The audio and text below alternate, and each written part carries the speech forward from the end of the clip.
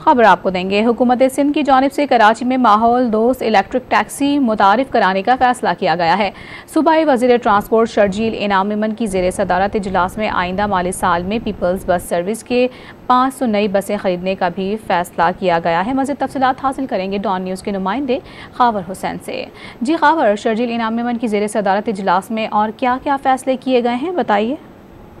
जी, ये बड़ा अहम फैसला किया गया है। वज़ीर ट्रांसपोर्ट शर्जील इनाम मेमन की ज़ेर सदारत अहम इजलास हुआ है ट्रांसपोर्ट से मुतालिक, और उसमें इब्तदाई तौर पर कराची में 200 इलेक्ट्रिक टैक्सीज जो हैं वो चलाई जाएंगी, जिनमें से 50 पिंक टैक्सीज जो खवातीन के लिए मखसूस होंगी, और इन टैक्सी जो पिंक टैक्सीज होंगी इनके ड्राइवर भी खवातीन होंगी।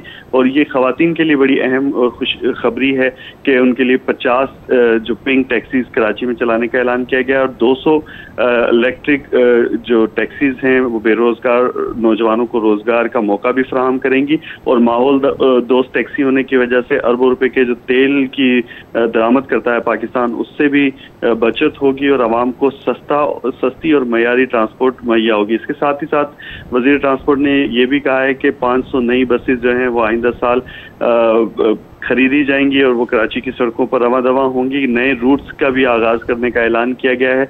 और साथ ही साथ वज़ीर ट्रांसपोर्ट का ये भी कहना है कि जो बसेस रिजर्व में खड़ी हुई हैं उनको भी फौरी तौर पर सड़कों पर लाया जाए। कोई भी बस जो है वो रिजर्व में जो बस डिपोज हैं वहाँ पर खड़ी न की जाए, और तमाम सड़कों पर बसेस नजर आनी चाहिए आवाम को, ताकि सस्ती और मयारी ट्रांसपोर्ट मुहैया आ सके। जी, सूबाई वज़ीर ट्रांसपोर्ट शर्जील इनाम मेमन की ज़ेर सदारत होने वाले इजलास में जो अहम फैसले किए गए हैं उनकी तफसीलात बता रहे थे। खावर, आप बहुत शुक्रिया आपका।